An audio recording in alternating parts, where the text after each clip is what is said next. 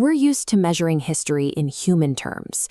We map out empires, draw borders, and fight over coastlines, assuming the ground beneath our feet is a permanent, unshakable stage. We call it terra firma, solid earth. Even when we try to look back into deep time, we usually stop at Pangaea. We treat it like the original map. But Pangaea is a late-stage arrival in a 4.5 billion-year-old planetary cycle. It existed for the last 5 to 10% of Earth's timeline, the season finale of a show that has been running since the planet formed. To actually map the ancient world, we have to look for cratons. Think of supercontinents as elaborate Lego castles.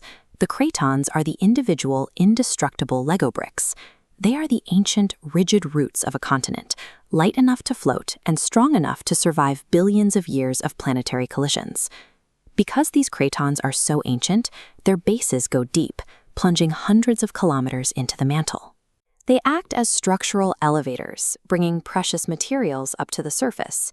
When you see a diamond mine in northern Canada, you are looking at an elevator into a continental route that is nearly as old as the planet itself. Every border and city sits atop a temporary arrangement of ancient, wandering rocks. The solid ground we fight wars over is a passing configuration in a much longer story. The Earth's outer shell is broken into moving tectonic plates. Early on, the planet was a water world covered by oceanic crust. This rock is thin, but it's incredibly dense and heavy. When these plates crash into each other, the heavier one dives down, subducting back into the mantle to be destroyed. But a refining process happens in that heat.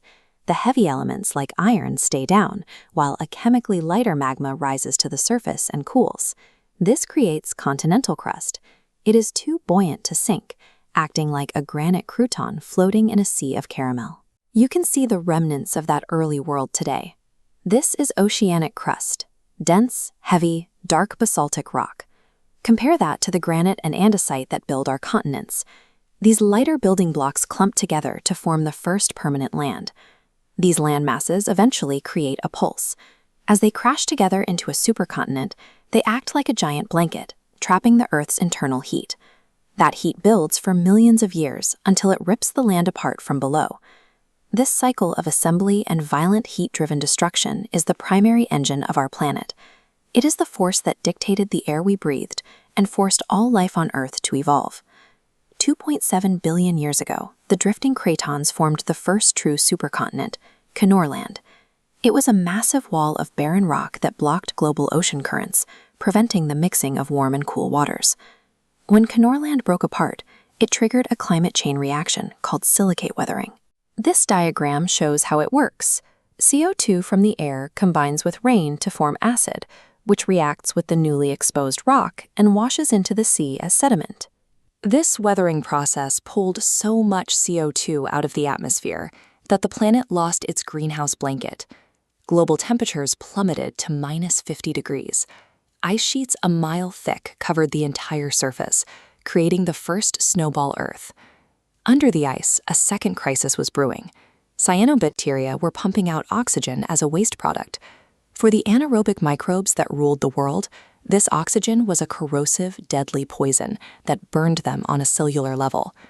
We find the evidence of this pollution in these wavy layers of banded iron formations. It's a record of the ancient ocean literally rusting as it reacted to the new atmosphere. To survive this toxic world, life made a biological leap. One microbe engulfed another that figured out how to use oxygen as fuel. They formed a partnership. The smaller organism became the mitochondria, the cell's powerhouse. The climate collapse caused by Kenorland's breakup is the direct, singular reason the eukaryotic cell exists. Every plant and animal alive today is a descendant of that disaster. The Earth's rhythm continued through a stable, boring billion before assembling the next giant, Rodinia. History repeated itself. Rodinia trapped heat, ruptured, and triggered a second, even deeper snowball Earth. Environmental stress again pushed life to level up. When the ice finally thawed, the flood of nutrients into the ocean triggered the first explosion of macroscopic, multicellular animals, the bizarre, soft-bodied Ediacaran life forms. By the time the pieces formed Pangaea, the world was a scorching superdesert. Pangaea was so massive that rain clouds couldn't reach its interior, creating an environment of total extremes. Pangaea's existence contributed to the Permian extinction, a global volcanic crisis that nearly sterilized the planet. 96% of marine species disappeared. But by clearing the board, Pangaea's extreme geology forced the specific adaptations that allowed dinosaurs to conquer the land.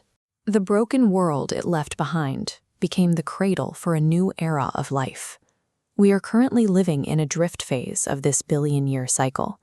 The Atlantic is widening, the Pacific is shrinking, and the plates continue to move at about the speed your fingernails grow. The pulse has not stopped.